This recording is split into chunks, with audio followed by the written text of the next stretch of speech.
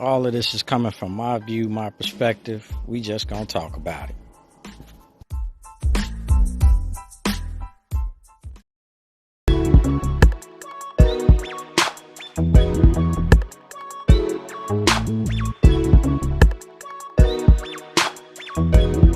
So this is Talk About It Live with your man Lucky Calhoun.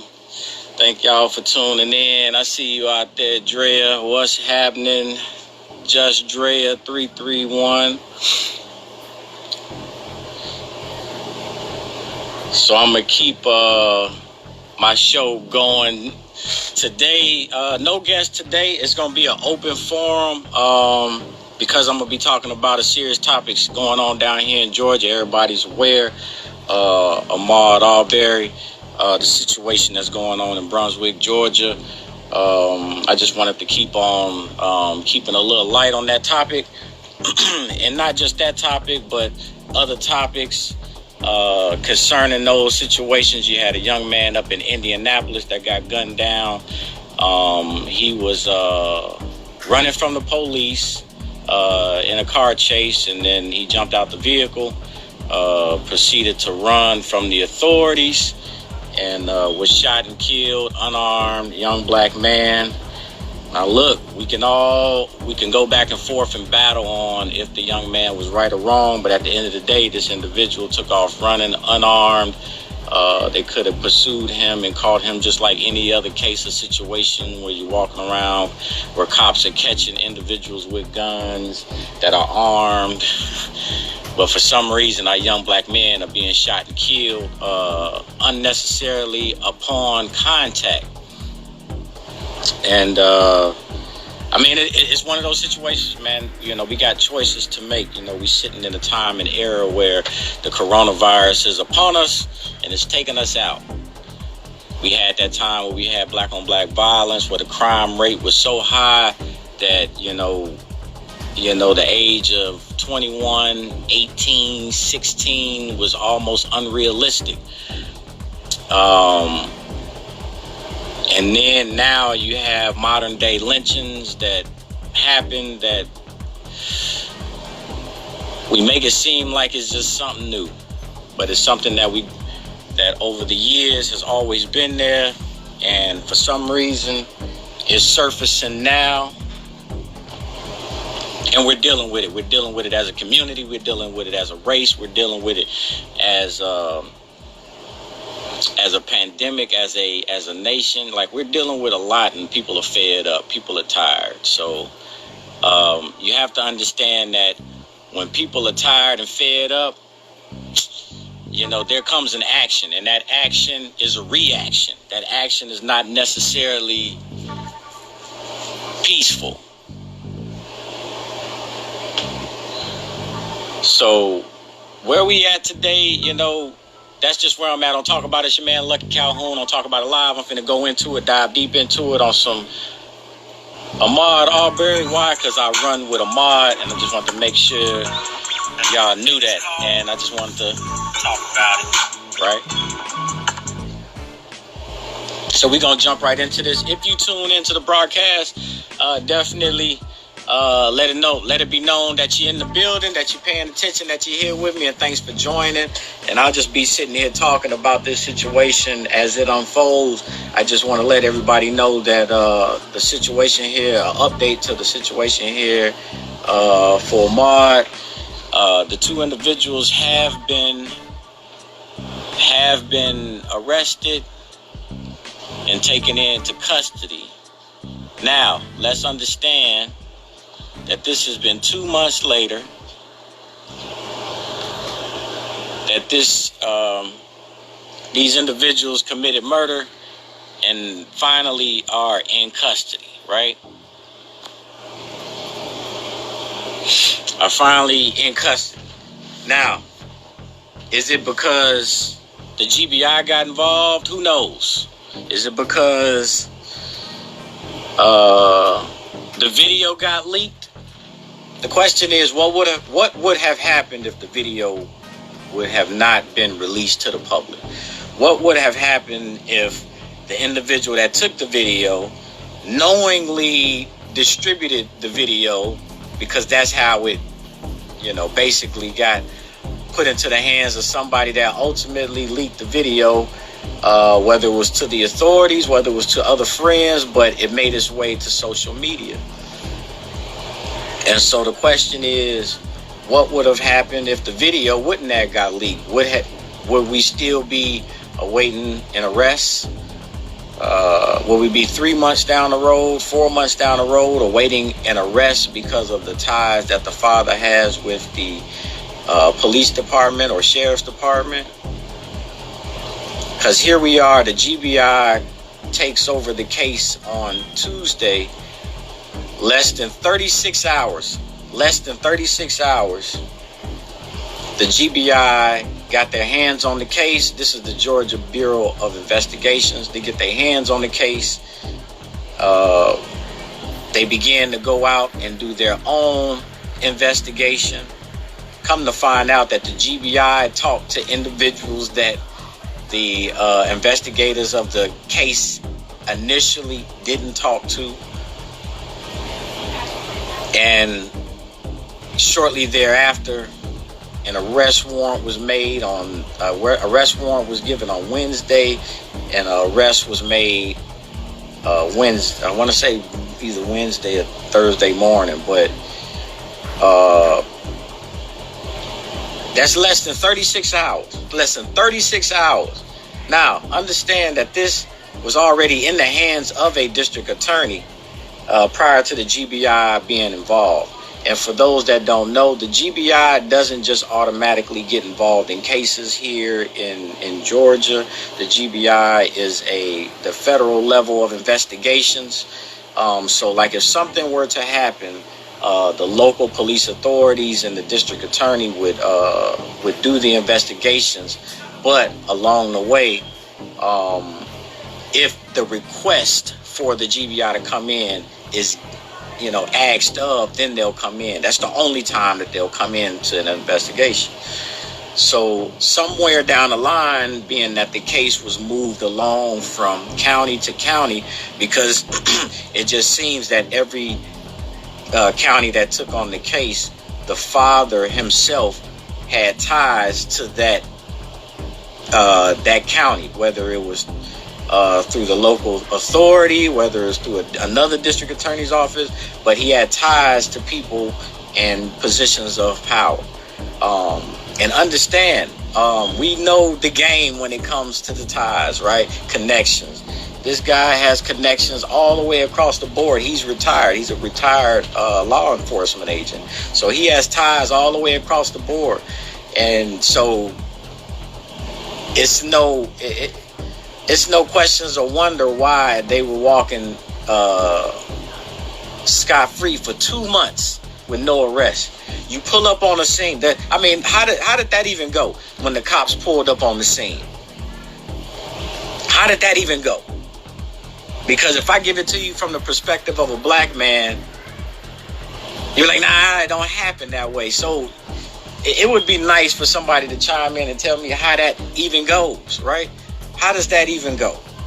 How does the police pulling up on a scene, right? The police pull up on the scene, and there's a man, well, two men, and probably three, because ain't no telling if dude got out the car that was recording. Two men standing there, one with a rifle, one with a revolver, and there's another man on the ground dead. Now, mind you, right now I'm speaking in general. I ain't speaking in color. I ain't speaking in race. None of that. I'm just talking men. It's two men in the street. I mean, two men holding guns and one man on the ground dead, right? The police pull up. Skirt. What happened? Well, I heard that there was some folks out here going house to house, stealing, robbing, breaking in, and we was concerned, and we saw somebody driving down or running down the street. Now, I don't know if he was breaking in, but he fit the description of what they was talking about. Somebody was breaking in. So me and my son, I said, look, somebody's breaking in.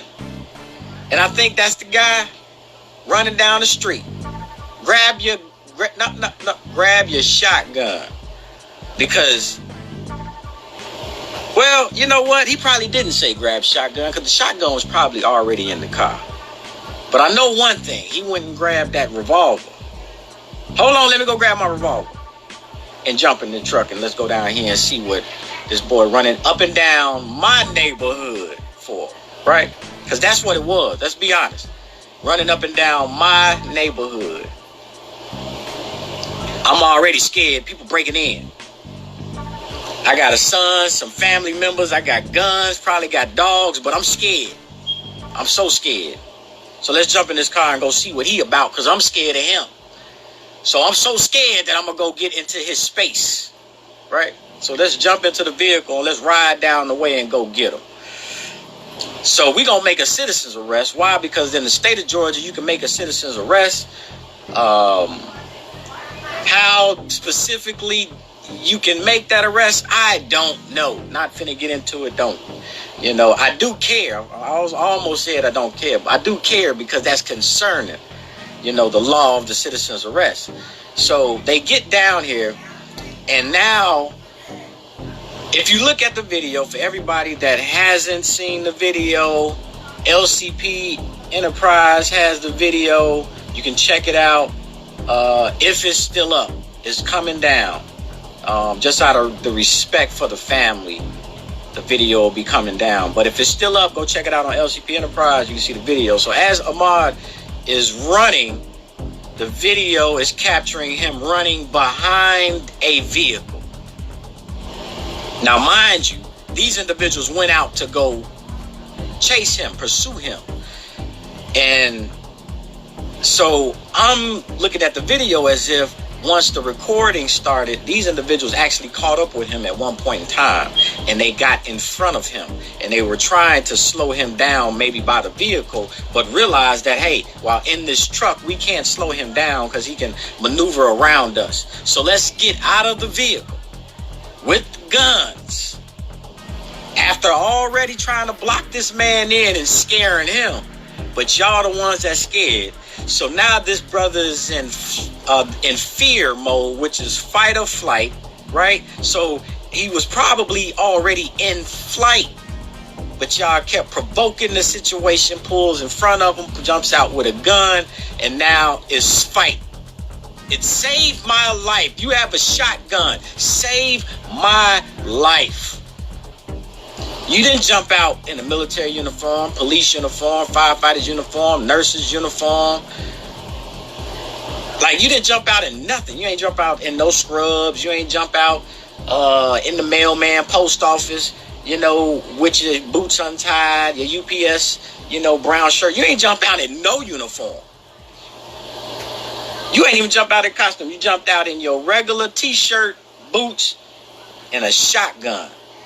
And you think that this man is going to stop to listen and talk to you? Not only did you jump out with a shotgun, but there's another man standing in the back of the truck with a revolver. As Ahmaud is running around the vehicle, you can hear the first shot, bang, as he engages the individual with the shotgun. So,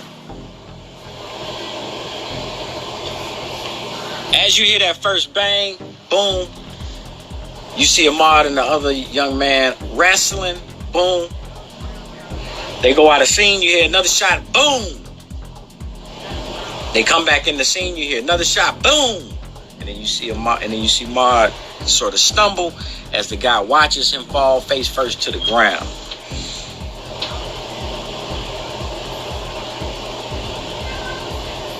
Now, I just gave you a detailed description of what I saw in the video, my interpretation.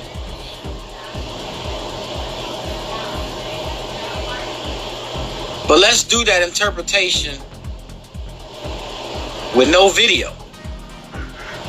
And the cops pull up on the scene, 2 people with a gun, 1 man unarmed, and he's dead. And all I could think about how the scene went was,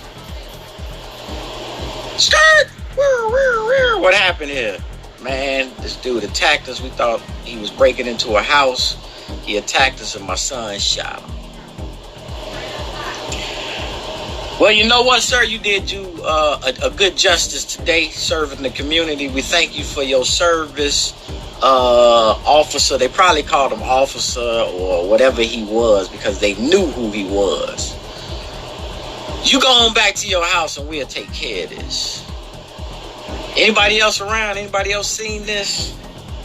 Nope, it was just us. Okay. Well, as long as y'all know that ain't nobody else around here, ain't nobody seen it, y'all good to go. And they went on about their merry way. Now, if that was how it happened, who knows? But all I do know, the facts show that they were sitting at home for 2 months before anybody decided to make an arrest. Here comes the video. The video comes out, and now all of a sudden, everybody up in arms. And I ain't gonna lie to you. 2 months ago, I was not on this situation. Didn't know nothing about the situation. So I was new to it as well.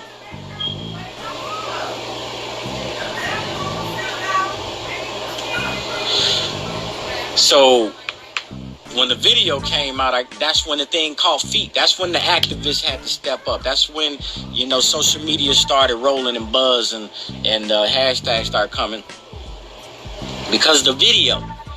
Now, how many times have we seen videos of something going down, but still nothing happens? How many times?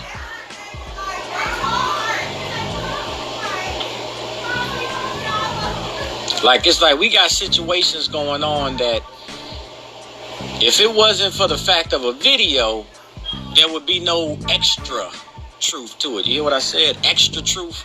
Because, see, the first truth is the white person giving their story. Why? Because it's always believed, right? If I was to be standing on the street with me, a white woman or a white man, and I'm the one that made the phone call that this white woman or white man is bothering me, when the cops pull up, even though I made a call about the white man or the white woman, the cops will immediately assume I am the problem. Immediately they will assume brown or black is the problem, is the threat, the immediate threat. And that's the problem. You got several individuals out there that's posting and speaking on this situation. And, Mike Epps said one thing, definitely, we got to stop giving them a reason to shoot us, right? But how do you do that? How do you give people a reason not to shoot you when your skin is a threat? Your skin is a weapon.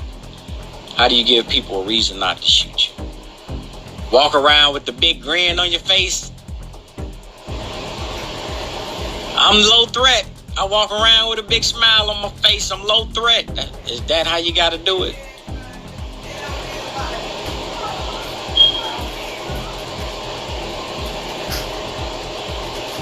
There's so much going on that it's almost like, why is it that we even try to say that this has to stop? Because ultimately, where I'm going to lead this to is the unity of our people. One of the things that I do speak about is I'm not racist. I love across the board. Black, white, Chinese, gay, lesbian, transgender, straight, handicap. I love across the board. I love until you give me a reason not to. And then after that, I don't hate. I just remove you out my life. But it's this unity thing. When you talk about black power, when you talk about black unity, it almost targets you as a racist or somebody that's of hate to another culture. And that's totally false. Totally false. There should be no repercussion to loving your culture, loving who you are, loving your race, and loving where you come from, and loving your people.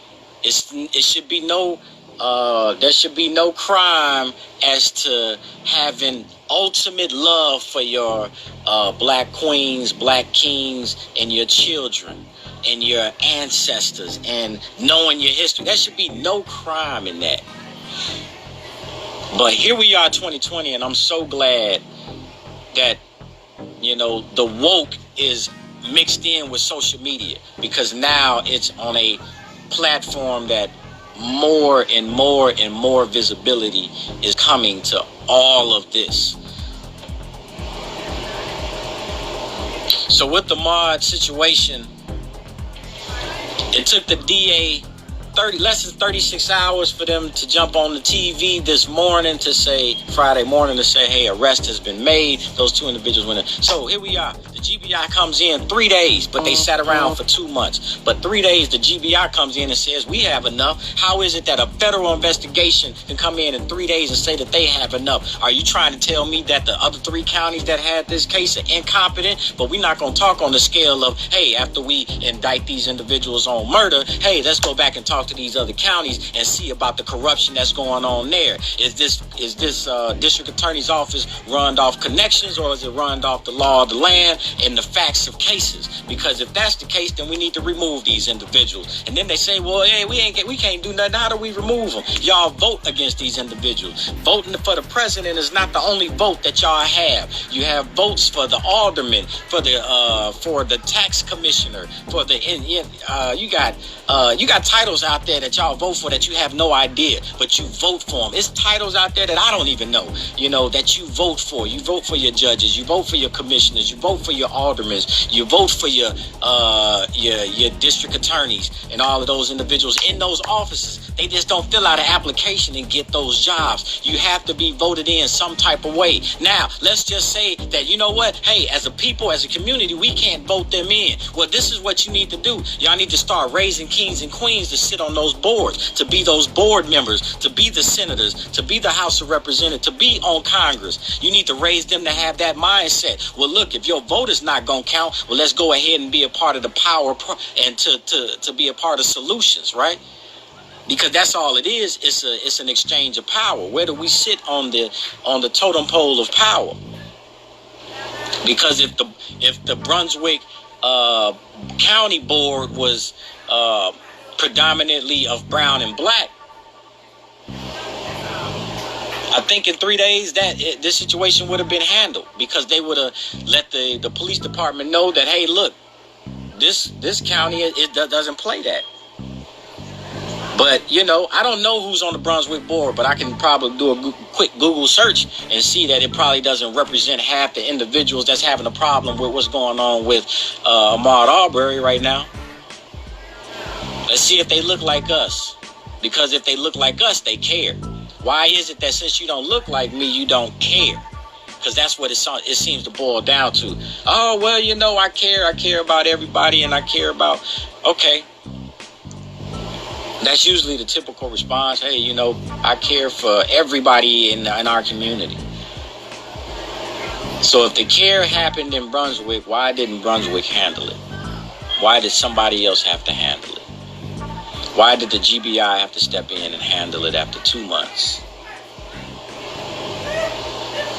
I mean, it's like all kind of crazy questions, man. I read something the other day. I don't know who the author is. But I just sort of, saw it, and people are tired. People are tired, right? We've been dealing with this for a long time. We can't have a civil conversation after a minor collision. Douglas Lewis. We can't go jogging. Ahmaud Arbery. And by the way, happy birthday to Ahmaud Arbery. Rest in peace. We can't relax in the comfort of our own homes. Botham Jean and the Tatiana Jefferson. We can't ask for help after being in a car crash. Jonathan Farrell and Renisha McBride. We can't have a cell phone. Stephen Clark. We can't leave a party to get to safety. Jordan Edwards. We can't sell CDs. Alton Sterling. We can't sleep. Ayanna Jones. We can't walk from the corner store Mike Brown. We can't play cops and robbers. Tamir Rice. We can't walk home with Skittles. Trayvon Martin. We can't hold a hairbrush while leaving our own bachelor party. Sean Bell. We can't party on New Year's. Oscar Grant. We can't get a normal traffic ticket. Sandra Bland. We can't lawfully carry a weapon. Philando Castile. We can't break down on a public road with car problems. Corey Jones. We can't shop at Walmart, John Crawford. We can't have a disabled vehicle, Terrence Crutcher. We can't read a book in our own car, Keith Scott. We can't be a 10-year-old walking with our grandfather, Clifford Glover. We can't decorate for a party, Claude Reese. We can't ask a cop a question, Randy Evans. We can't cash our check in peace, Yvonne Smallwood. We can't take out our wallet, Amado Diallo. We can't run, Walter Scott. We can't breathe, Eric Gardner. We can't live, Freddie Gray. We're tired. Tired of making hashtags. And I'm going to tell y'all, man, it's like, not only are the black and brown tired, but we all tired. Like, we're tired to tears. We're tired. We're tired of the hashtags. We're tired of the rest in peace. We're tired of the see you soon. We're tired of the your memory lives on. We're tired of the spray painted memorials. We're tired of the care that doesn't exist for the black and brown communities. We're tired of the hatred that exists amongst those that don't look like you, act like you, sound like you, or come from where you come from.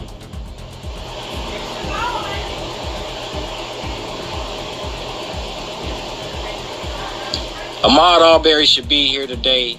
Thank God that the killers are in jail, but the job isn't done. It doesn't stop there.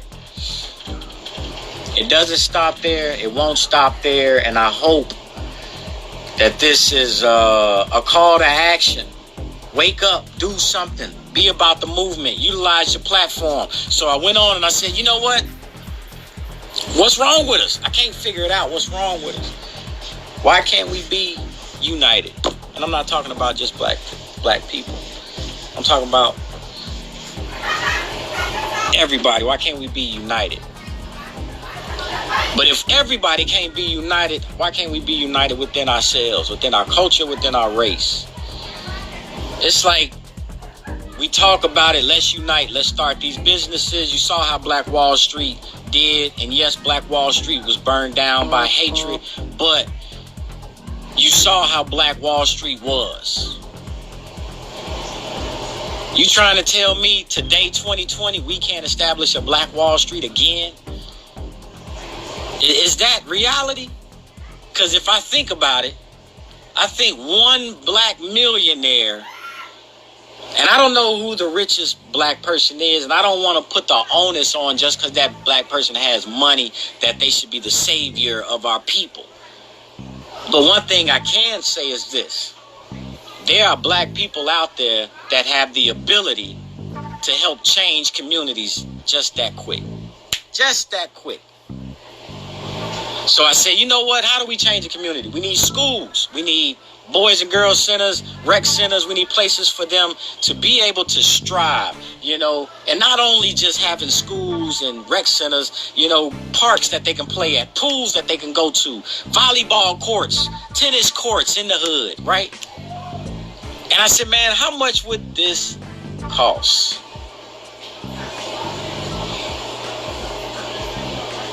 So I said, you know what? I ain't never bought a school. I don't know how much a school costs, but I know who did buy one.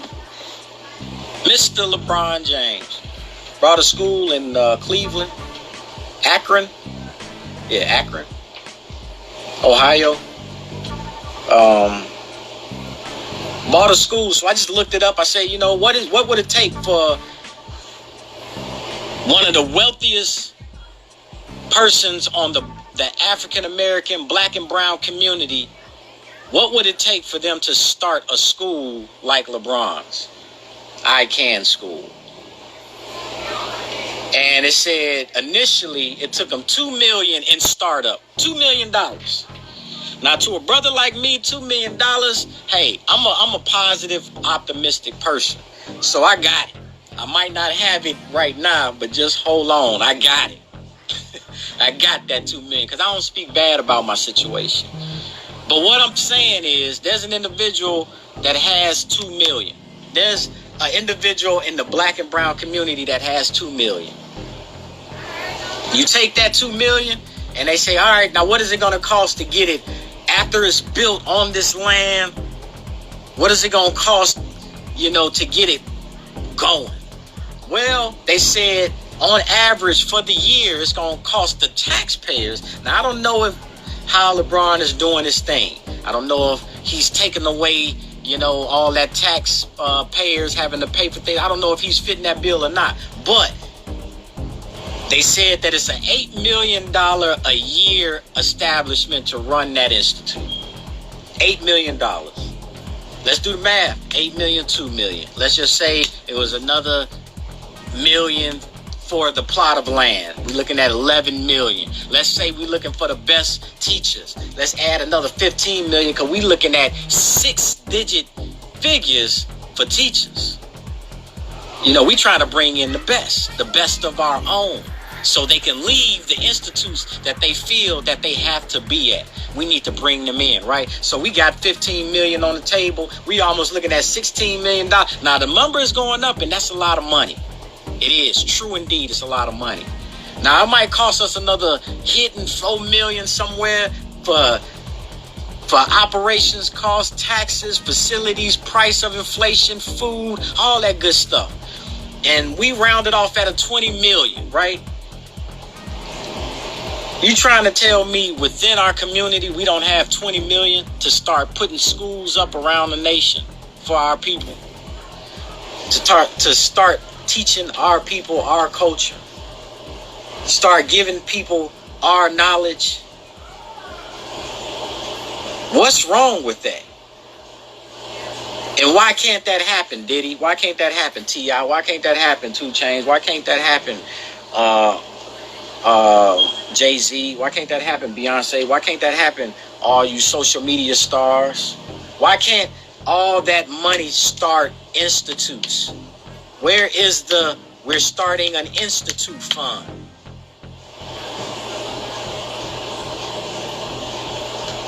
Activists, black leaders, where is let's start an institute fund? Let's start an institute to put 50 high schools, elementary/high schools in every state. 50. All we need is 49. LeBron started one. And if there are other ones already out there, then we only need less. Now we got to start filling up cities and areas. I mean, we have the money. It's a write-off at the end of the day for a lot of you millionaires. It's a tax write-off. You invest $5 million and it's a tax write-off. But your $5 million is going towards another black institute. And I ain't talking about no college. I'm talking about where we need to catch them. Elementary, middle school, high school. And we talk about unity so much, but we ain't doing enough. We talk about unity so much, but we not doing enough. So like I say, this Lucky Calhoun on Talk About It Live. I'm bringing up to light the Ahmaud Arbery situation. Like I say, the individuals have been arrested, taken into custody. But the fight isn't over. The marathon continues. In the words of Nipsey Hussle, the marathon continues. These individuals will not be charged for a hate crime. If you didn't know, that has been taken off of the table, which is already starting to bring up questions again.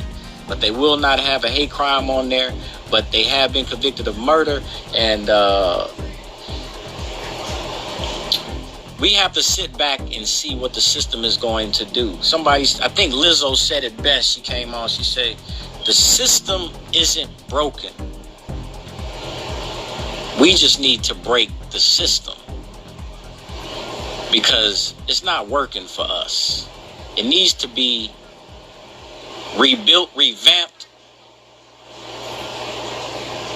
so it can stop benefiting those in power, those that support white supremacists, those that support racism. We have enough money within our communities to start our own brands. Ryan Davis, the community. I said Ryan Davis, the community. Ryan Davis, the comedian, said it best. Let's start our own. Let's have our own brands. There's nothing wrong with that. There's nothing wrong with having a brand that we say, you know what, is going to be bigger than Louis V, bigger than Burberry, bigger than Tommy Hilfiger, bigger than Nike, bigger than Puma, bigger than Adidas. And if it's not bigger than them, at least my people are buying it. At least our black dollar is buying it. At least it's circulating our money within our community. There's nothing wrong with having our own detergents. There's nothing wrong with having our own farmers markets. There's nothing wrong with having our own hair products, our own facial products. There's nothing wrong with having our own clothing, but we want to compete with everything. We don't want our brother man to get rich off of our dollar. So we hate on the brother man that's trying to do something for us so we can unite. So they don't give intentionally. They wait for you to get it on your own, and then they want to jump on board. Let's stop that. Let's unite. Help each other out. Let's make the movement go forward. Let's stop competing with each other. It's enough money out there for everybody. And that's for the ones that want to get it. Like, we're competing. What are we competing for? What's the point? You're not my competition at all. You're not my competition. But and I can't even say it is what it is, because within my circle, I'm trying to do that. I'm trying to build. I'm trying to unite. I'm trying to make sure that, hey, whatever we do, we pass along that information. I can take it to the grave, or I can give it to somebody to prosper. I'd rather give it to somebody to prosper. We're tired. The communities are tired. People are tired. Rest in peace to Ahmaud Arbery. Happy birthday. The marathon continues. We still got to fight for our lives and make sure that our kids could see another day. So it's your man Lucky Calhoun. Talk About It Live. Thank y'all for tuning in. Those are just my thoughts coming with my view, my perspective. I'm a vibrate higher. Please believe me. I'm a vibrate higher. I'm gonna make sure I get back up, because those situations bring you down. But I'm gonna vibrate higher, just like Diddy said on my post. I'm gonna vibrate higher. Because you have to through all of this mess. So to my people, I love y'all all. Be safe. Whatever you're doing, be safe. In the meantime, thank y'all for checking in. This is Lucky Calhoun live on Talk About It. I see you out there, Mr. Envy, Reese. Thank y'all for joining. In the meantime, be easy breezy, young, fly, and sexy.